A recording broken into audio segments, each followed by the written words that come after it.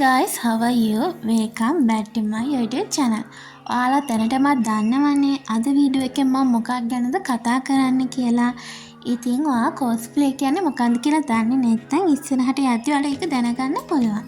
අද වීඩියෝ එක මම කොටස් 3කට වෙන් කර ගන්නවා.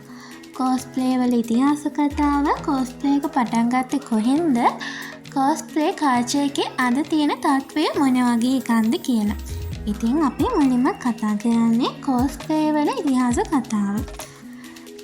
cosplay කියන වචනය හැදුනේ costume සහ play කියන ඉංග්‍රීසි වචන දෙකේ එකතුවක් වෙලා. ඒකේ තේරුම තමයි චරිතයක් වගේ ඇඳගෙන ඒ කැරක්ටර් එක ජීවත් කරන එක. cosplay එක පටන් ගත්තේ කොහෙන්ද? cosplay culture එක ඔෆිෂියලි ජනප්‍රිය වෙන්න පටන් ගත්තේ ජපාන් වලින්.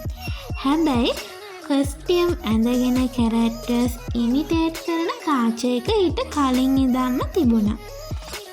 1939 දී ඇමරිකාවේ තිබුණ WorldCon science fiction event එකකදී මොරජෝ සහ ෆොරෙස්ට් ඇකරමන් කියන දෙන්න costume ඇඳගෙන ආවා. ඒක තමයි මොඩර්න් cosplay culture එකේ මුල් අවස්ථාව කියලා හඳුන්වන්නේ.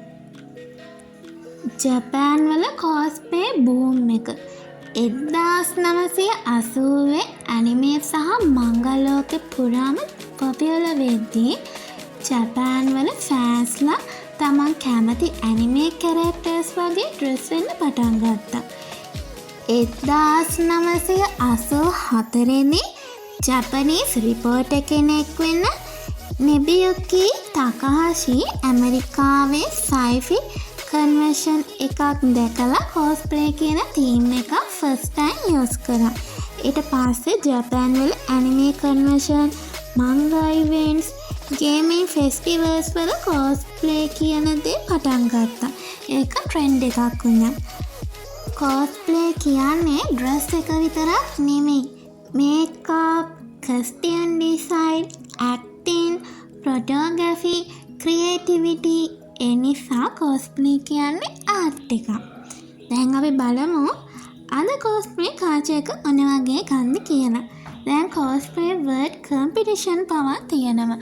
ඉතින් අපි ලංකාවේ ගත්තොත් Play Expo, Comic Con වගේ events තියෙනවා. ඉතින් ඔයාලට ඒ සඳහා join වෙන්න පුළුවන්. ශ්‍රී ලංකාවේ දවන්තම Play Expo competition එක දෙසැම්බර් 4-5 තියෙනවා. ඉතින් ඔයා join වෙන්න කැමති නම් join වෙන්න පුළුවන්. Thanks for watching. Subscribe කරන්න, like කරන්න, share කරන්න.